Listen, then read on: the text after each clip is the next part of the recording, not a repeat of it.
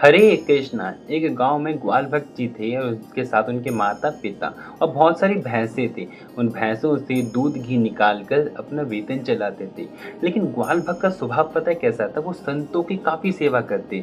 उनके घर पे जब भी कुछ बनता वो सीधा ले जाके संतों को पवाते थे, फिर जाके वो ग्रहण करते थे। वो अपनी भैंसों के साथ डेली जाते थे, भैंसों को वो घास चराने के लिए छोड़ देते थे और वो जाके संतों को प्रसाद देते थे। जो भी बना के ले जाते संतों को देते और संत जब सारे प्रसाद पा लेते, अगर कुछ बच जाता तो पा लेते थे, वरना नहीं पाते तो ऐसा ही एक दिन उनके घर पे जो उत्सव आया। हाँ, उनके घर पे उत्सव आया। उत्सव के कारण क्या हुआ, ढेर सारे पकवान बनने लगे, ढेर सारे व्यंजन बनने लगी।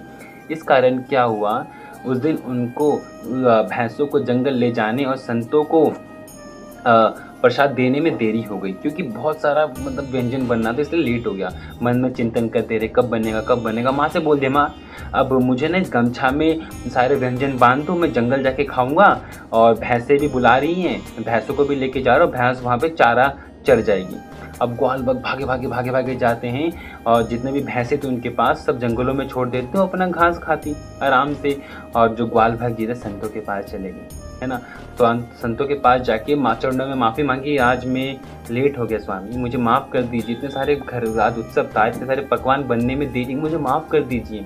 सारे संत उसकी ये दृश्य देखकर, ये करुणा देखकर, संतों के प्रति प्रेम देखकर काफ़ी ज़्यादा भावुक हो गई।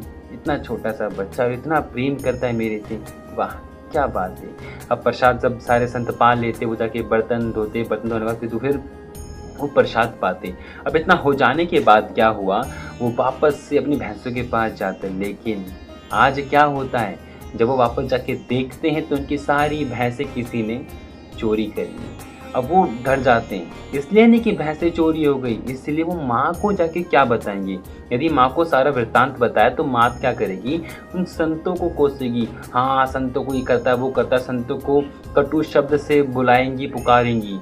इसलिए ग्वाल भक्त जी क्या करते हैं, झूठ बोल देते हैं कि मैं ना जा रहा था, भैंसों को ला रहा था, एक गरीब ब्राह्मण दिखा था, उसको वेतन के लिए कुछ भी नहीं था, तो उस ब्राह्मण को मैंने कुछ दिनों के लिए अपनी भैंसें दे दी ताकि घी दूध निकाल कर वो अपना जीवन यापन करें।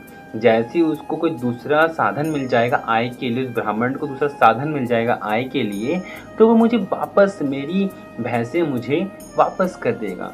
ये कहा और माँ इससे काफ़ी प्रसन्न हुई, क्या बात है, मेरा बेटा कितना अच्छा है, कितना अच्छा है। लेकिन उस जब वो ये बात बोल रहा था ना, मन में एक ही विचार करता कि अपने आप जितने भी भैंसें हैं एक ना एक दिन मेरे पास आ जाएगी।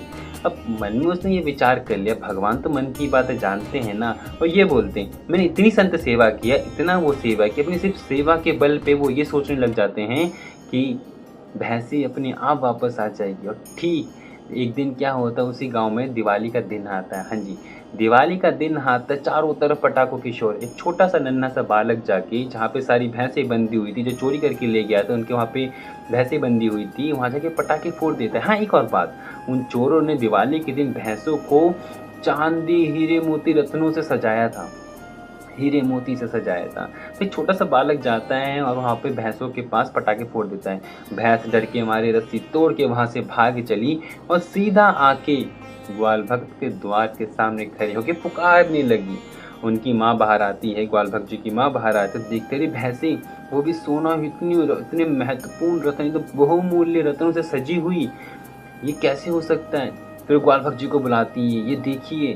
अब एक उसके बाद प्रश्न करती है, जिनके पास खाने के लिए पैसे नहीं तो वो इतने खतरनाक तरीके से कैसे सजा सकते, इतने रत्न कैसे लगा सकते हैं। तब ग्वाल भक्त जी सारा वृत्तांत बता देते हैं कि माँ मैंने आपसे झूठ बोला था, मेरी जो गाय हैं कोई ब्राह्मण नहीं ले गया था, चोरी हो गई थी, है ना। फिर माँ क्या बोलती है कि जितना भी में रत्न लगे हैं ये सब जाके तुम बेच जाओ और जो लक्ष्मी आएगी वो सब क्या करो, संतों की सेवा करो। तो यहाँ पे आप देख सकते हैं कि कैसे यार हमें क्या करना है, सिर्फ संतों की हमने सिर्फ सच्चे दिल से सेवा कर दी ना, भगवान उससे ही खुश हो जाते हैं। फिर भगवान आप जो बोलोगे भगवान वो सच करेंगे, जो चाहोगे वो करेंगे, लेकिन संतों की सेवा सच्चे दिल से करेंगे तब ही होगी। हरे कृष्ण, राधे श्याम।